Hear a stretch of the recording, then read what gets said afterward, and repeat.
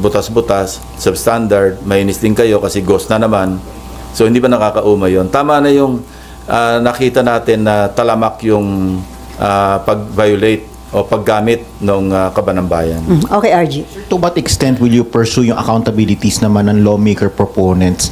First on the Senate and secondly in the House. Kasi nga po, yun na lang ang kulang. Alam na natin yung modus, alam na natin yung mga kasabwat doon sa alleged kasabwat doon sa DPWH, sa contractors. Yung accountability direction is towards na doon sa mga lawmaker proponents. So are you going to, number one, open the records of the BICAM to know who are the proponents? And number two, will you be recommending cases against fellow lawmakers, whether senators or congressmen? We will always be guided by evidence. Kilala nyo naman ako, RJ. Kung masagasaan, masagasaan. Walang dapat santoy. Kasi kung meron tayong pagtatakpan, bakit pa tayo nag-iimbestiga? Bakit pa tayo? Although, in aid of legislation, pero meron kaming isi-share namin sa executive branch, whatever pieces of evidence na mag-gather, para magamit, ma-put into good use. And again, yung pupurso namin yung sa WJ, yung lumabas sa pagdinig na allegation ni Bryce Hernandez na di umano, yung WJ magdadala o magdi-deliver ng obligasyon. Pag sinabing obligasyon, ito na nga yung lagay, di ba? So pupurso namin yon, and as we speak, meron kaming video footage ng CCTV footage na dumalaw dito talaga yung WJ. Ang pangalan niya Mina, ipapatawag namin yon. Kasi tatanungin namin, although may idea kami kung saan siya nagpunta rito, kaninong opisina ang dinalaw niya, pero ipapatawag namin para malaman natin kung kanino siya nagpunta, kaninong office, at sino yung kinausap niya, para maliwanag whether or not staff ng Blue Ribbon yung pinuntahan o legislator yung pinuntahan, edi magpaliwanag yung kapwa senador kung siya ay napuntahan. Bakit nagpunta rito yung WJ? And kung idudugtong mo, lawyers call this circumstantial evidence, di ba?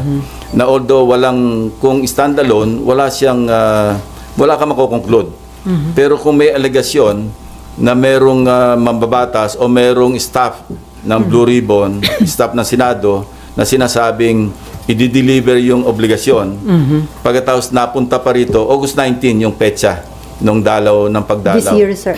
And we found out also, this year, 2025, recently lang. And we also discovered, kasi pinatingnan ko agad, kasi binanggit ni Bryce Hernandez exact amount, nagbagsak di umano, and I'm saying this is just an allegation, di umano ni Senator Estrada sa Bulacan, doon sa first district kung saan. So pinacheck ko agad sa General Appropriations Act kung meron bang insertion na nagkakahalaga ng 355 million pesos na intended para sa Bulacan. And we found one. Meron talaga insertion na wala sa House version, pero lumabas ito do sa after BICAM. So maliwanag na either sa Senate version or sa BICAM yon na insert. Now, we would like to find out, kasi alam nyo naman yung kalakaran sa budget deliberation dito. Hindi mo pwedeng matukoy. Ito nga yung lagi kong pinaglalaban na identify natin kung sino yung proponents ng mga amendments. Kasi kung walang record yon, paano matutukoy kung sino yung legislator, congressman man o senador na nag-insert o nag-amend? Walang record eh. Ang record lang dito is a piece of paper, whether toilet paper or yellow pad or yung stationery, minsan doon lang sinusulat. Ang may hawak nito, yung chairperson ng Finance Committee or yung Appropriations Committee chairman. Now, kung merong confirm na merong 355 million pesos na talagang nai-allocate para sa Bulacan. And we went further, meron ng 5 projects identified na na-award na, out of the 355 million. Now, my team or my teams are checking kung anong status ng mga at least 5 projects na yon na hindi pa namin alam yung amount. Madali makita yon kasi nasa website naman ng DPWH. At titingnan namin sa ground, ano yung status. Kasi baka pareho noong sa SIMS at saka sa IM, Na-ghost. na isang litrato lang yung ginamit na hindi gumagalaw yung dalawang tao. No? So, titingnan natin yung kasi kung gano'n ang pattern sa First District Engineering Office ng Bulacan, posible na gano'n din ang ginawa dito kasi hindi pa naman sila nabubuko ng Mayo eh. Di ba? Ngayon lang naglabasan ito. Kung magre-remedyo naman sila, kaya I'm free to announce it to you, hindi nila kayang gawin yung, kung halimbawa naghahabol sila, ay subukan nila yung 2 days na makasingil sila ng 46%. No? Hindi kaya yon physically. That's a physical impossibility. So maghabol man sila, kaya naming unahan. Ika nga, kung ganun din ang pattern. Po ba ang Senado? And can we ask for a copy? Not yet. Ako, hindi ko pa rin nakita. It was just reported to me. Bago ikaw, RJ, ako muna. Pero invited siya sa next hearing, sir. Papasupin ako yung yung in charge sa CCTV rito. Para siya yung mag-testify na actually on this date, at this time. Kung saan pumunta. Ito yung, hindi, makikita naman sa CCTV yun eh. Pero mas mainam na yung formally, i-testify noong mismong operator ng CCTV kung saang opisina, kailangan yun eh. Kasi kung CCTV alone, hindi mo mapagsalita yun eh. Pero may initial info kayo, sir, kung kaninong office ng Meron, senator? pero hindi validated eh. Kaya mas magandang tingnan na muna. Sir, will you be inviting Pinasecure ko na yung footage. It's a good thing that it happened last August 19. Kasi ang lifespan ng footage, isang buwan eh. Yes. Kung inabot tayo halimbawa September 20 ngayon, Wala hindi na na. natin burado na yon. Sir, ipapatawag nyo rin po ba yung past chairman ng APRO or ng Finance? Interparliamentary courtesy.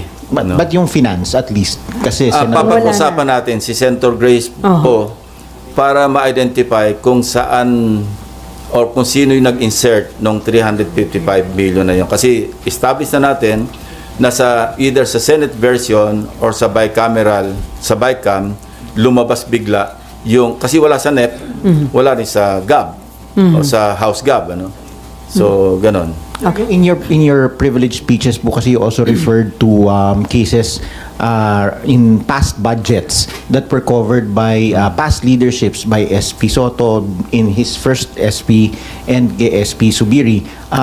Papatawag nyo rin po ba yung finance chair nung Tingnan panahon muna natin kung ano yung mag-uugnay bago tayo magpatawag. Kasi papatawag tayo para tayo namamana sa buwan. Which hand ang tawag doon? RG, kailangan maghanap muna tayo ng ebidensya na maliwanag para may basihan tayo para magpatawag. Hindi lamang yung ebidensya, kundi yung klarong ebidensya. Ang tawag ko nga doon, resibo. Hindi ako nagre-rely doon sa mga sabi ni barangay chairman, sabi nitong si ganito. Hindi po pwede yun eh. Kasi maski sino pwede magturo eh.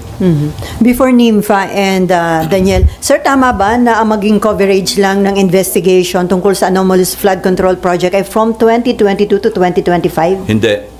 Dapat kasi ang halimbawa yung pagpunta sa casino nitong BGC Boys, nag-start sila 2015 eh. Ganun. So matagal na nangyayari ito, no? Pagkatapos yung nasundan namin yung at lalabas ito siguro pagka halimbawang may legal na pamamaraan na yung Anti-Money Laundering Council maglabas ng resulta ng kanilang pag-freeze ng accounts. Kung hindi ko sigurado kung confidential ito, kung classified material yon o hindi. Makikita naman natin doon yung takbo kung saan pinakamaraming transaksyon, halimbawa Diskaya, couple, ano? Kasi as far as I know, meron silang mag-asawa na separate bank accounts. Kung anong period lumobo yon, ibig sabihin doon sila na mayagpag. No? And makikita natin yon sa susunod na kabanata.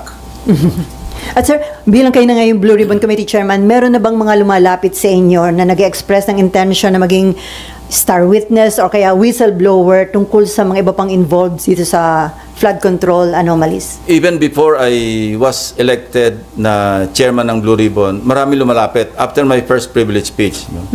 Yung iba, siyempre, sinasala namin, ano bang motibo nito? In fact, known personalities na nakarating sa office ko, nagpapahayag ng kanilang intention na mag-state witness. So, pinapaliwanag ko sa kanila, ang pwede ko lang i-recommenda, no, yung legislative immunity.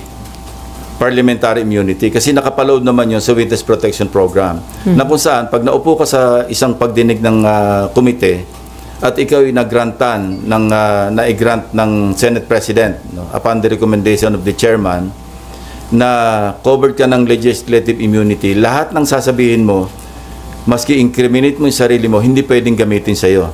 Now, yung moving forward, kung magkaroon ng prosecution, wala na yung Senado doon. Ang magdidetermine kung sila ba ay uubrang maging ordinary witness or witnesses or accused to be discharged as a state witness, iba yon, korte na yon. Recommendatory yung prosecution. Pero yung as far as treating them as ordinary witness or witnesses, DOJ yon. Sila magpo-prosecute. Yun ang pinapaliwanag ko pagka may lumalapit sa amin. May lalapit, pero ang aking kondisyon, kailangan tell all, hindi pwedeng tell half or tell 1/4. Kasi hindi pwedeng selective. Dapat talaga tell all. At malalaman ko naman, winawarningan ko rin, malalaman ko kung kayo nagsasabi ng lahatan at totoo at kung hindi. Kaya yun ang warning ko sa kanila. Apparently, noong sinabi ko yon, para nagbago, hindi na bumalik eh. So sabi ko, tabla tayo. Kapag ngayon, kaya ngayon hindi naman ako at liberty na sabihin ko sino-sino because ang sinabi ko sa kanila, this meeting never happened. Unless nagkasundo tayo na willing kang humarap sa pagdinig na i-identify mo sarili mo, then this meeting happened. So wala pang willing to tell all, wala pa sir sa mga nakausap niyo? well,